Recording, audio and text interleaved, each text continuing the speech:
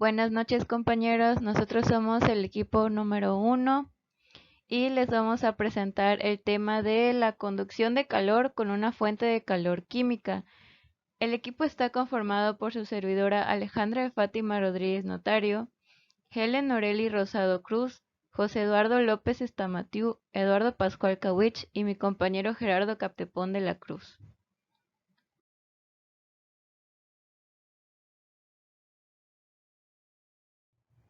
Ok, aquí podemos observar en este diagrama que tenemos una tubería con un flujo axial de radio R. En este radio es el interior donde tenemos una entrada y salida de reactivos. Dicha tubería está extendida desde Z, donde Z es igual a menos infinito, a donde Z es igual a más infinito. Dicha tubería está dividida en tres zonas. La primera zona es la zona que se conoce como zona de entrada y pues está rellena con esferas que no realizan una catálisis o esferas no catalíticas. Enseguida de esto, aquí tenemos la primera zona, donde también tenemos la especificación de que esta pared es una pared aislada y pues estas son partículas inertes, lo que se refiere que pues no son catalíticas, que no influirán pues al final de nuestro proceso de forma que reaccionen químicamente con lo que pase. Bueno, a continuación tenemos la zona 2 que ahí sí tenemos nuestras partículas catalíticas y es lo que se conoce como zona de reacción. Y esta se extiende desde donde tenemos que Z es igual a 0 hasta donde Z es igual a L, o sea, la longitud. También tenemos un delta Z que es un gradiente. Y pues por último tenemos pues la zona 3 que también, al igual que la zona 1, están partículas inertes y estas se extienden desde ZL hasta Z, donde es igual a más infinito. Dicha zona, pues, es una zona de salida, pues, que igual está rellena con esferas catalíticas. Este reactor se denomina de lecho fijo con un flujo axial.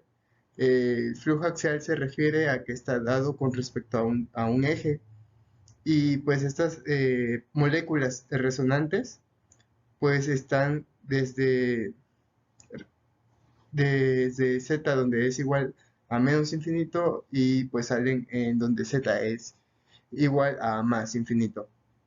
En la zona de reacción pues se extiende como bien vimos pues a través de donde Z es igual a 0 hasta donde Z es igual a L. Bueno, en los cuadros podemos ver puntos importantes para este proceso y este análisis, donde se supone que pues este fluido avanza pues mediante en flujo tapón. Esto quiere decir que pues tiene una velocidad axial uniforme pues a un valor superficial. Este valor superficial está dado por esta ecuación. Y pues también tenemos que la densidad y pues la velocidad de flujo másico, además de la velocidad superficial, pues se tratan como independientes y pues tendremos que suponer que la pared del reactor pues está bien aislada. De modo que pues así la temperatura puede considerarse como pues si fuese esencialmente independiente de la longitud o del tiempo. Bueno, continuemos. Para lo que nosotros queremos encontrar aquí en este punto, pues es la distribución axial de la temperatura en estado estacionario, donde T es dependiente de Z, o sea, dependiente al eje de las Z. Cuando pues el flujo entra desde Z, que es igual a menos infinito, y pues entra con una temperatura uniforme. tenemos nuestro valor de SC, que pues es la velocidad volumétrica de la producción de energía térmica por reacción química. Y pues esta es una función eh, complicada que involucra a la presión, a la temperatura, a la composición y por último a la actividad del catalizador. Y pues para simplificar, su representación matemática como una función en valor de la temperatura es la siguiente. Y pues tenemos que teta se da por el cociente, que teta es el cociente de estos dos valores. Por lo tanto, sustituyéndolo, pues tenemos esta nueva ecuación. Aquí, pues T es la temperatura local en el lecho del catalizador y se tiene que suponer que es igual para el catalizador y para el fluido. También tenemos que ver que definir, mejor dicho, que nuestra S subíndice C1 pues es la cantidad de energía que se genera cuando tenemos la T constante, que es lo que nosotros especificamos. Y pues se tiene de que T subíndice 1 y T subíndice 0 pues son temperaturas de referencia. Y pues se tienen también que tener en cuenta las constantes empíricas para las condiciones dadas pues a la entrada del reactor. O sea, a fin de cuentas estos pues son condiciones que tenemos que tener en cuenta cuando tenemos nuestro reactor en funcionamiento o en estudio. Tenemos el balance. Eh, tenemos que especificar que se, que se tomó una sección delta Z de dicha tubería para el estudio, donde el área que se sacó es pi por radio al cuadrado y pues la longitud es nuestro delta Z o nuestra longitud o espesor mejor dicho. Este pues es nuestro elemento de diferencia de volumen, que es delta V, que es igual a pi por radio al cuadrado por delta Z. Para dejar en claro nuestro balance de energía, recuerden que aquí tenemos partículas catalíticas y aquí tenemos partículas inertes. Bueno, entonces tenemos nuestra zona de reactivos, donde tenemos una cierta cantidad de reactivo que entra y pues como tenemos partículas catalíticas, como pueden ver aquí, se genera una reacción. Dicha reacción también se cuenta dentro de nuestro balance y pues obviamente como tenemos una generación ya no tenemos la misma cantidad de reactivo que entró, por lo tanto nuestra salida ahora es negativa y pues se le suma lo que se generó, lo que nos da un total igual a cero. Aquí se usó pues el vector de densidad de flujo de energía combinada y pues esto debido a que se está hablando de o tratando de un sistema de flujo.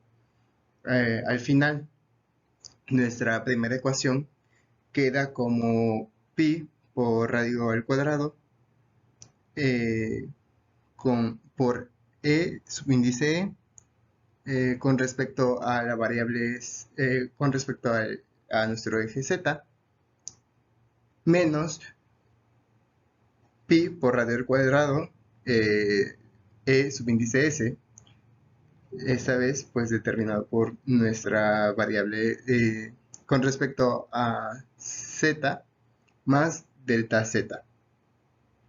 Si denotan aquí tenemos nuestra entrada y nuestra salida, que es lo mismo que existe aquí en nuestro balance. Al final se le suma lo que se genera, que es pi por r cuadrada por delta z, que esto se multiplica por nuestra SC, lo que al final nos dará un valor de 0. Bueno, eso es todo por mi parte y les dejo con mi compañera a continuación. Enseguida dividimos entre pi por radio al cuadrado por delta z y tomamos el límite cuando delta z tiende a cero, o sea, le aplicamos una derivada. Esta operación realmente no se debería hacer, pero haciendo las consideraciones en las que tomamos que el catalizador no tiene problemas en su estructura granular, ya que no hay poros ni irregularidades en su estructura, por lo que podríamos tomarla continua.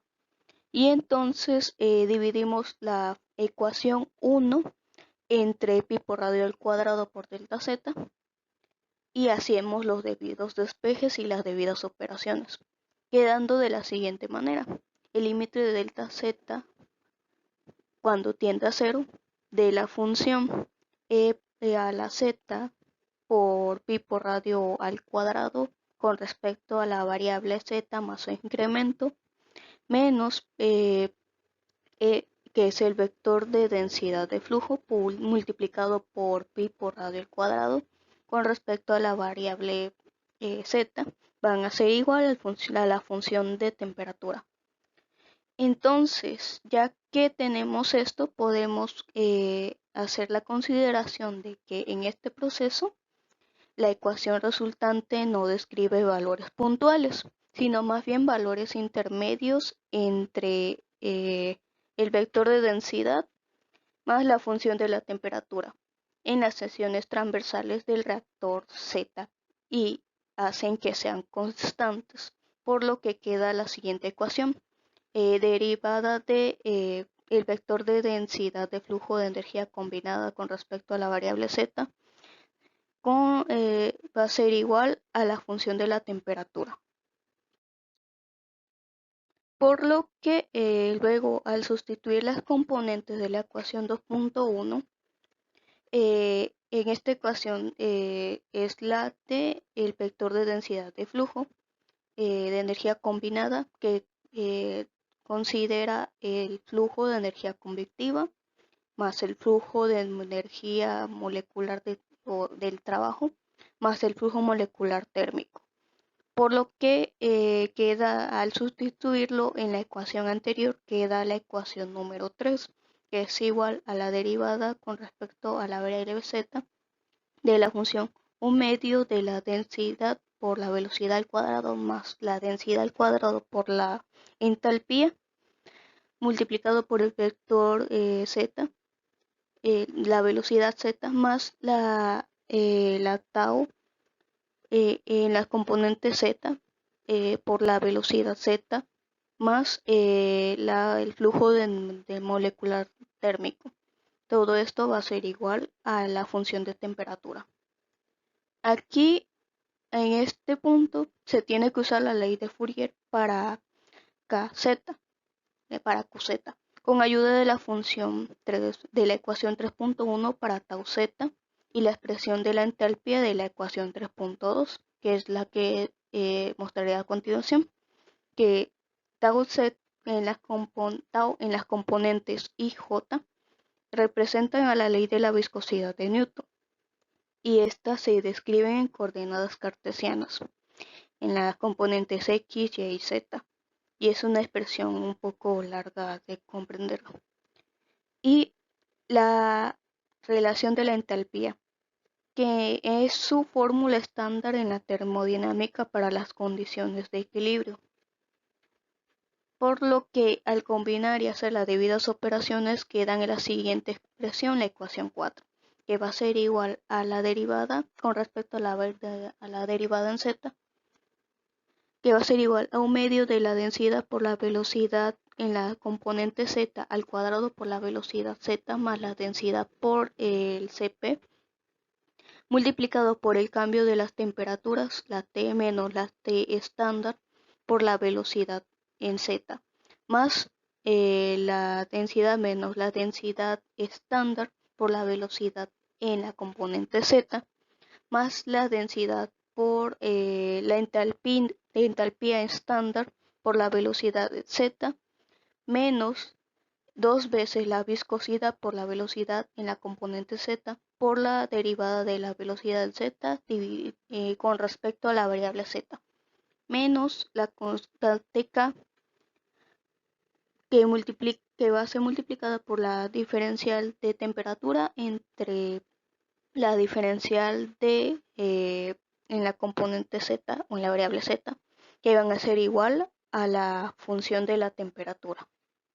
Ok, en la diapositiva anterior llegamos a lo que es la ecuación 4, en la cual ahora se va a utilizar la conductividad térmica efectiva en la dirección z.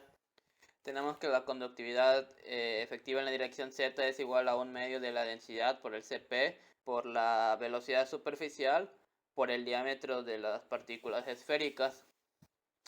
Ahora a la ecuación 4 se le van a aplicar varias consideraciones, por ejemplo que la velocidad axial no varía con z, que la caída de presión con el eje axial no es significativa, y también consideramos que la transferencia de calor es más significativa por convección que por conducción. Por lo tanto, en la ecuación 4 se reduce bastante, se eliminan varios términos y nos queda que la velocidad volumétrica de producción de energía térmica por reacción química, que es la SC, pues se nos reduce bastante y nos queda ese término pequeño de ahí. Ahora, si se sustituye la velocidad en z por la velocidad superficial v0, ya que es la velocidad efectiva del fluido en el reactor, obtenemos lo que es la ecuación 5, que es la ecuación que tenemos en la parte de abajo de la diapositiva. La ecuación obtenida anteriormente es la ecuación diferencial para la temperatura en la zona 2. Esta misma ecuación es válida en las zonas 1 y en la zona 3, pero con el término que corresponde a la fuente igual a 0, es decir, la SC va a ser igual a 0.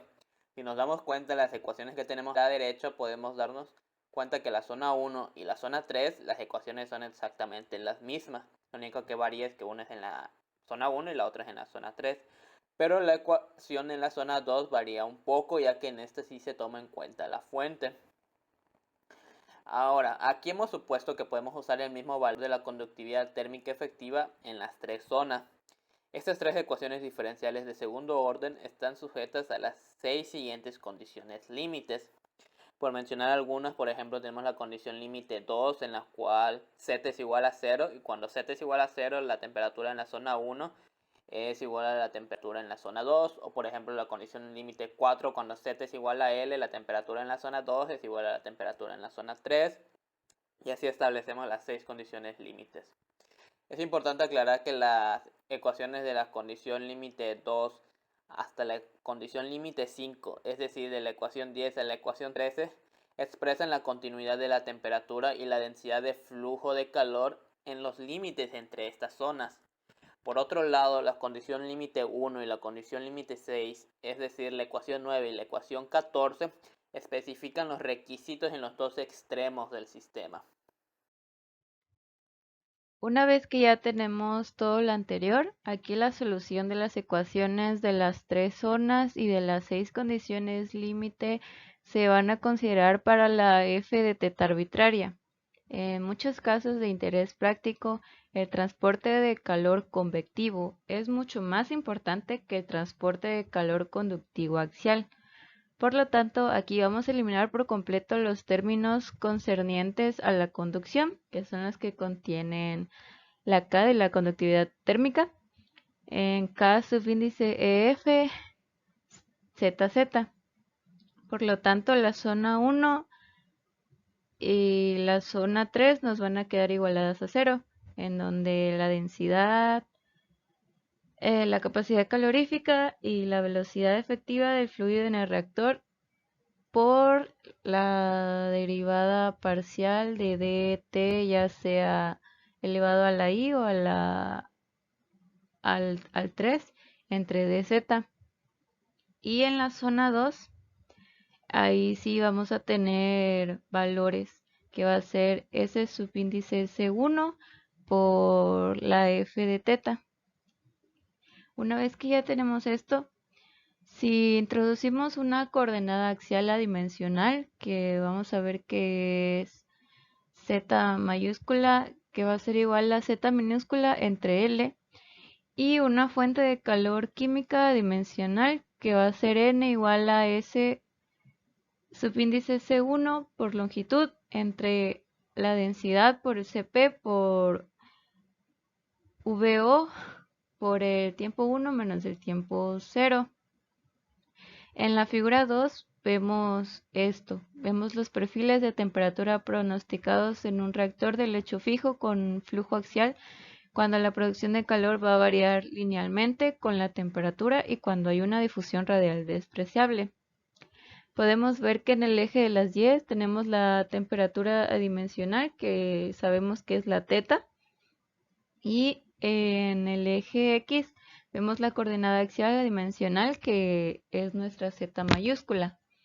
Entonces, teniendo la z y nuestra teta, en la z vamos a despejar para obtener la ecuación para z minúscula, ahí lo podemos observar. Y tenemos que esto se va a diferenciar y nos va a dar dz va a ser igual a L por d de z mayúscula. Y en el caso de teta, sabemos que teta es igual a t menos t0 entre t1 menos t0. Esto lo vamos a despejar para que nos dé t. Ahí podemos ver cómo nos da este despeje y ya después vamos a diferenciar en que dt va a ser igual a t1 menos t0 por la diferencial de teta. Bueno, una vez teniendo esto, vamos a sustituir los números adimensionales en las ecuaciones diferenciales. Sabemos que la zona 1 y la zona 3 se parecen bastante. Por lo tanto, en la zona 1 donde z es menor a 0 y la zona 3 en donde z es mayor a 1, vemos que tenemos las mismas variables, solamente que lo que va a cambiar va a ser la de teta, el superíndice 1 y 3 respectivamente, y pues estas zonas se igualan a 0. Y la zona 2, en donde tenemos el rango de z mayor a 0 y menor a 1, vemos que nos da que es igual a S subíndice C1 por F de teta. Una vez que ya tenemos esto, pues vamos a despejar nuestras ecuaciones diferenciales y nos van a dar las respectivas ecuaciones que tenemos del lado derecho, la ecuación 15, 16 y 17. Vemos que la 15 y 17 se igualan a 0 y que la ecuación 16, todos esos valores, hay que recordar que n es igual a S subíndice C1 por L entre la densidad por Cp por B0 por T1 menos T0, en donde la N es la fuente de calor química adimensional o un número adimensional, lo que podemos escribirlo para reducirlo y que nos quede que es N por F de teta. Entonces, para lo que se queda obtener se requieren tres condiciones límites. La condición límite 7, que en z minúscula es igual a menos infinito, teta superíndice 1 es igual a 1. La condición límite 8, que en z minúscula es igual a 0, teta superíndice 1 va a ser igual a teta superíndice 2. Y en la condición límite 9, en z igual a 1, teta superíndice 2 va a ser igual a teta superíndice 3. Y bien, entonces estas son las ecuaciones 18, 19 y 20 respectivamente. Y tenemos en la se resuelven las ecuaciones diferenciales, y en la ecuación 15, que es de la diferencial de teta superíndice 1 sobre la diferencial de z mayúscula es igual a 0, despejamos delta de teta superíndice 1, resolvemos la integral y obtenemos que teta superíndice 1 va a ser igual a c índice 1. Y esta será nuestra ecuación 21. Y en la ecuación 16 tenemos que la diferencial de teta superíndice 2 sobre la diferencial de z mayúscula es igual a n por f de teta. Y lo que se hará es que se va a pasar a multiplicar la diferencial de z mayúscula por n y se va a pasar a dividir la f de teta a la diferencial de teta superíndice 2. Se definen los límites de las integraciones teniendo que la integral de teta superíndice 1 a teta superíndice 2 de la diferencial de teta sobre f de teta va a ser igual a n por la integración de 0 a z mayúscula de la diferencial de z, obteniendo así que la integral de teta superíndice 1 a teta superíndice 2 de la diferencial de teta sobre f de teta va a ser igual a n por z mayúscula, siendo esta la variación de la temperatura en el transcurso de la reacción y nuestra ecuación 22.